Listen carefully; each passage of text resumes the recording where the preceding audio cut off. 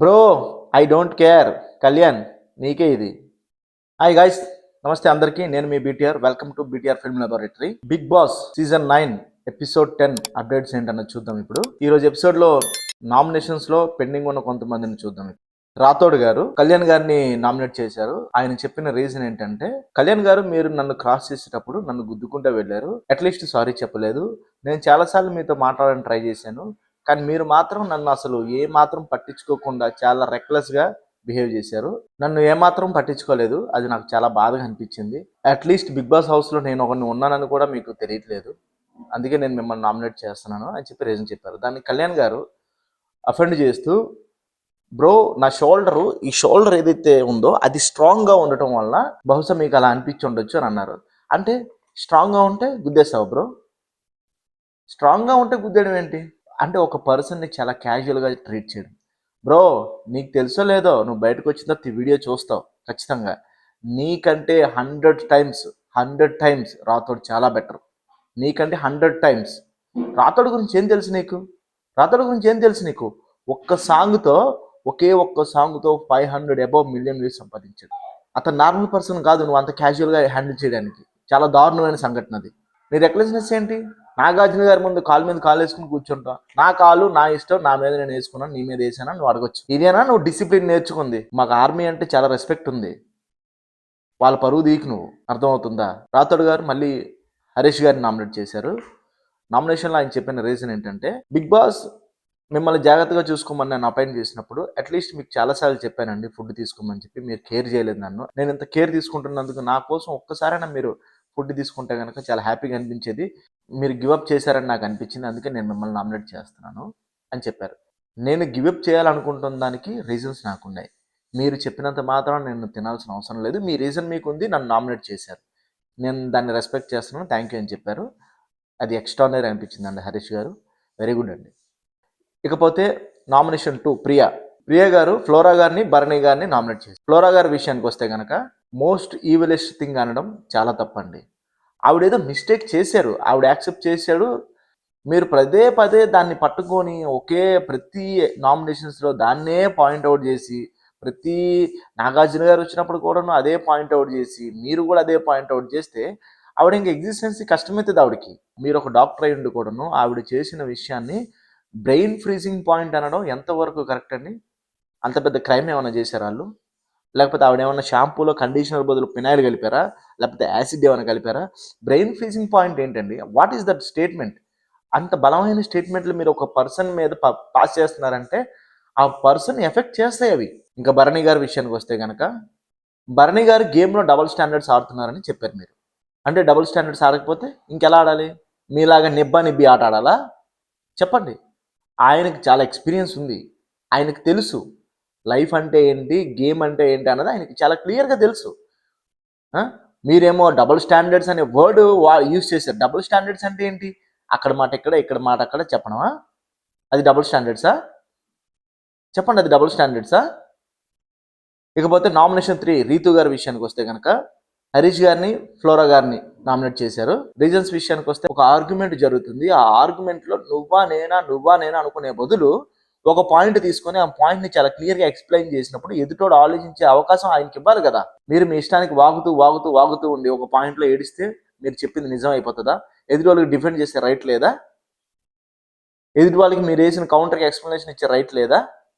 ఏడ్చి ఏది ప్రూవ్ చేయలేరు. మీ దగ్గర ఒక పాయింట్ ఉంటే కనుక, ఆ పాయింట్లో హానెస్టీ ఉంటే కనుక, ఆ పాయింట్లో నిజం ఉంటే కనుక అది ప్రూవ్ అవుతుంది, అంతే కదా.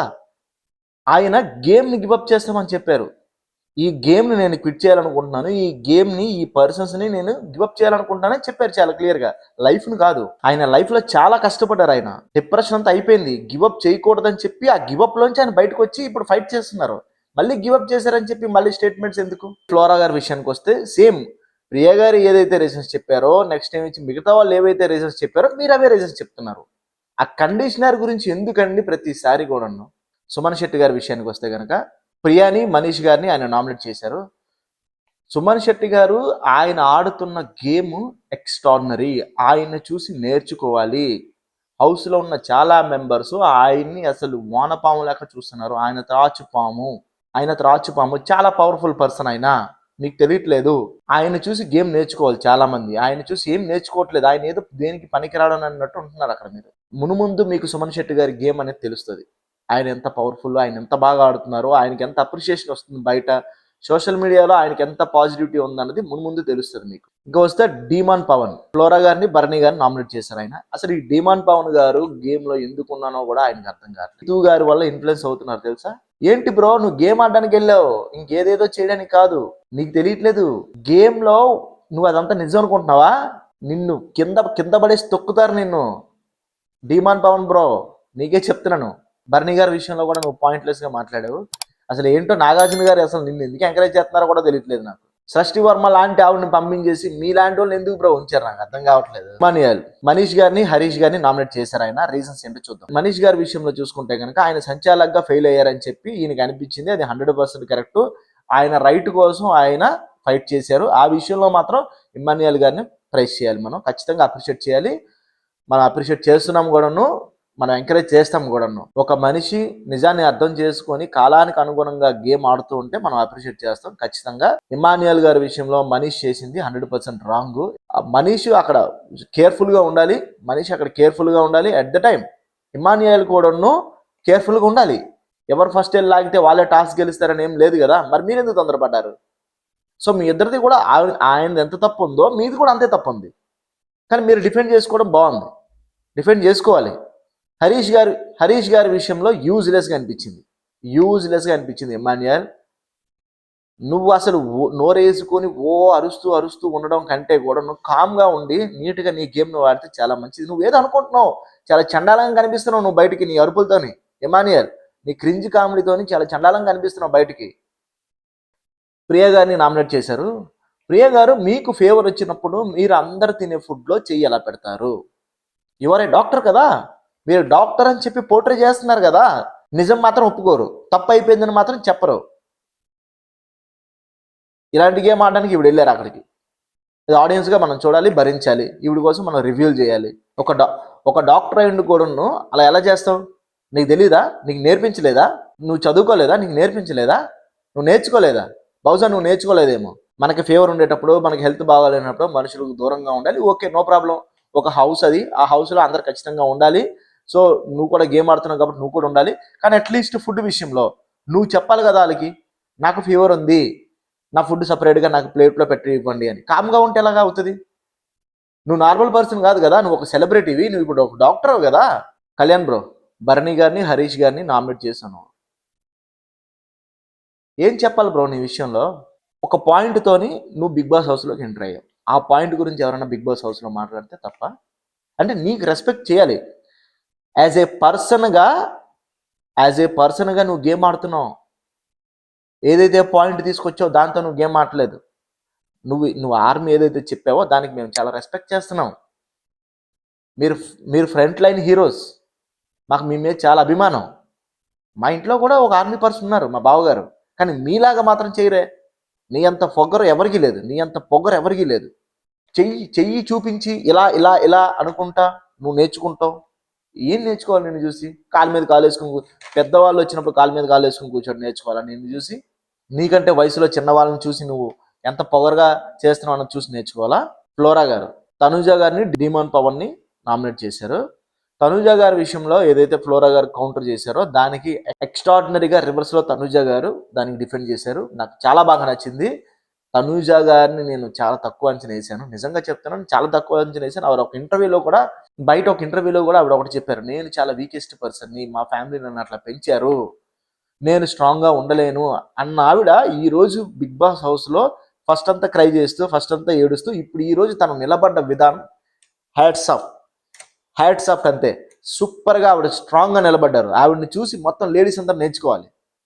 డీమాన్ పవన్, ఆయన కూడా పాయింట్ బై పాయింట్ చేసి చాలా నీట్గా డిఫెండ్ చేసుకున్నాడు. Very good.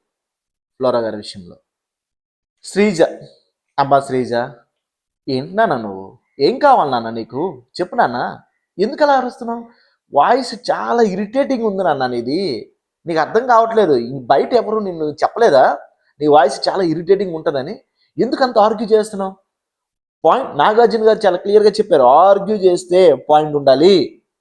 వాయిస్ రైజ్ చేయడం కోసం మనం ఉన్నాం ఇక్కడ అని చెప్పి ప్రూవ్ చేసుకోవడానికి వాయిస్ రైజ్ చేయకూడదు. ఎదుటి వాళ్ళు ఒక పాయింట్ చెప్తున్నప్పుడు అట్లీస్ట్ విని దాన్ని అర్థం చేసుకునే కెపాసిటీ ప్రతి మనిషికి ఉండాల్సిన మొదటి లక్షణం.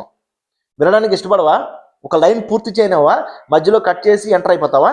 ఇంటరప్ట్ చేస్తావా? అంటే నువ్వు ఉన్నావు, ఎగ్జిస్టెన్సీలో నువ్వు ఉన్నావని నిరూపించడం కోసమా? ప్రూవ్ చేయాలనుకుంటున్నావా? నామినేషన్స్ అయిపోయినాయండి. నామినేషన్ లిస్ట్ ఒకసారి చూద్దాం మనం.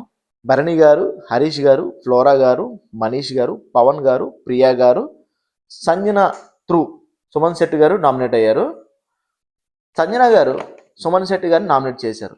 ఎందుకండి? ఆయన మీకంటే బాగా ఆడుతున్నారని చెప్పి మీకు నామినేట్ చేశారా? అంటే మీకు ఒక స్పెషల్ పవర్ ఉంది, ఎలాగైనా సరే నాకంటే టఫెస్ట్ ప్లేయర్ని నేను ఇంటి నుంచి బయటకు పంపించాలనే యాటిట్యూడ్తోని మీరు సుమన్ శెట్టి గారిని నామినేట్ చేసినట్టుంది. ఎక్స్ట్రాడినరీగా ఆడుతున్నారు ఆయన. ఆయనకి చాలామంది బయట అభిమానులు చాలామంది ఉన్నారు ఆయనకి. మీరు ఏది రాంగ్గా పోర్ట్రేట్ చేసినా అది పోర్ట్రే అవ్వదు. 100% ఆయన మీరు నామినేట్ చేయడానికి ఆయన పిలిచినప్పుడు మీరు ఆయన డిస్టర్బ్ అయ్యేలాగా, ఆయన ట్రిగర్ అయ్యేలాగా మాట్లాడుతున్నారు మీరు. దానికి ఆయన కౌంటర్ చేసుకున్నాడు, దానికి ఆయన డిఫెండ్ చేశాడు. ఆయన మిమ్మల్ని ఇరిటేట్ చేయలేదు, మీరు ఆయన ఇరిటేట్ చేస్తున్నారు. సంజన గారు మీరు బాగా ఆడుతున్నారు, కానీ అలాగ ఒక బాగా ఆడే పర్సన్స్ని, మీకంటే బాగా ఆడే పర్సన్స్ని మీరు టార్గెట్ చేయకూడదు. అంతే కదా? ఎదుటి వాళ్ళు మిమ్మల్ని టార్గెట్ చేస్తే మాత్రం అందరి దగ్గరికి వెళ్ళిపోయి నన్ను టార్గెట్ చేస్తున్నారు. What is this? Okay guys, చూశారు కదా, ఇవి ఈరోజు updates. Thank you for watching. Subscribe చేయండి, బెల్ ఐకాన్ ప్రెస్ చేయండి, ఈ లింక్ మీ ఫ్రెండ్స్ అందరికీ షేర్ చేయండి. మీకు ఇబ్బందికరంగా ఉన్నా నేను మిమ్మల్ని ఎంటర్టైన్ చేస్తూనే ఉంటా. రోజుకు ఒక వీడియో చేస్తా, no doubt in that. Thank you.